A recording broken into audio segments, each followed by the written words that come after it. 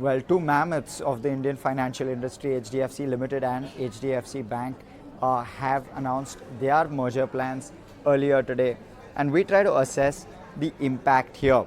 So, of course, there are four entities involved: HDFC Limited, HDFC Investments, HDFC Holdings, and HDFC Bank to merge and create one entity, which is going to be HDFC Bank.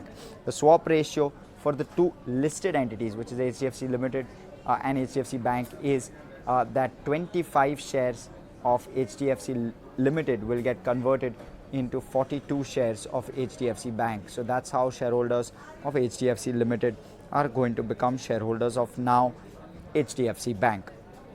Now, what changes for customers though? So this was on the investor side of things, but what changes for customers?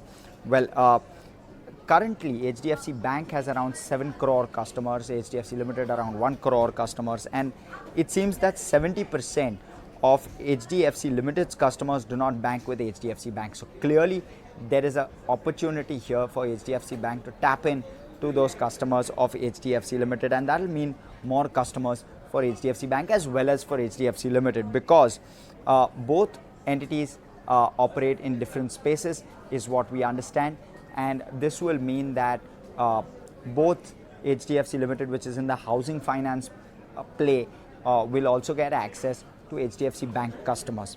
When we look at how the merger will play out, it's very likely that both entities will operate standalone for the next 18 months or so till the merger is approved and finalized. There will be no change in the operating metrics of either of the companies till the final merger itself. But post-merger, it seems that a larger suite of services will be available for both sets of customers. There will be the affordable housing play, which will be available for the customers of HDFC Bank, and there will be more in terms of banking and other suite of services available for the customers of HDFC Limited, including consumer finance. So there will be several other services which will be available for these shareholders. Why is this happening now? Well, the company has said earlier that the merger was not accretive when they had considered it in the past. Now it's both value accretive as well as EPS accretive, is what the company tells us. The benefits, of course, are a simplified corporate structure. The other benefit, of course, I did speak about the company tapping into both sets of customers, HDFC Limited's customers becoming customers of HDFC Bank and vice versa, and a good impact on the mortgage book. HDFC Bank currently has a mortgage book of 11% of advances. Now that will switch over to 30% of advances.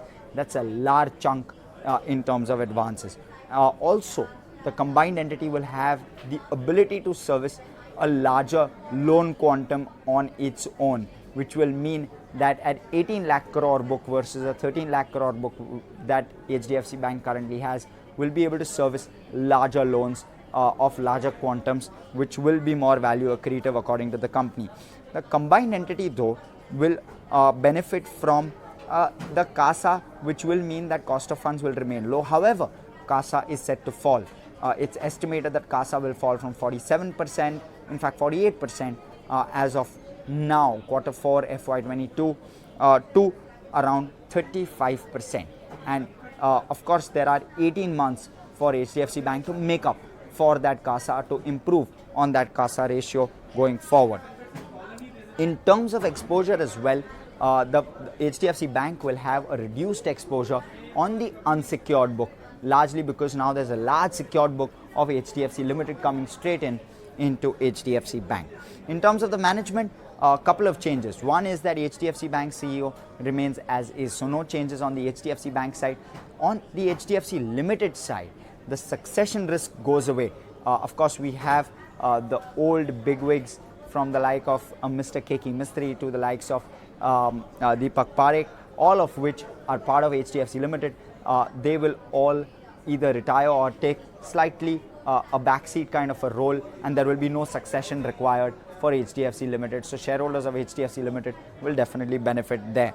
Of course, there's an 18-month timeline plus approvals that need to go through, and the bank may need to raise around 70,000 odd crore reportedly in order to finance the SLR and CRR requirements which the RBI puts upon banks in general.